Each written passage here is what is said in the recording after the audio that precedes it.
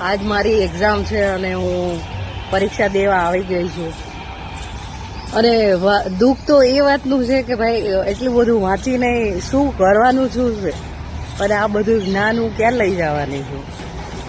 તો પછી વિચાર્યું કે કોઈક લોકો મને જે એવું કહેતા હોય કે તારી પાસે શું છે, તો પછી એમને દેખાડવા તો થશે ને કે જો મારી પાસે એટલી એટલી ડિગ્રીઓ છે જે તમારી પાસે નથી.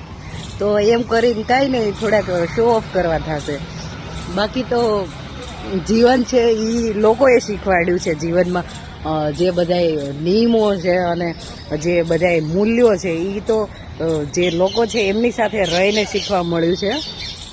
તો પછી કાંઈ નહીં, હવે આજે એક્ઝામ આપીશ અને સારો તડકો છે અને આ ફિલ્ટર એકદમ મસ્ત લાગે છે. હવે જો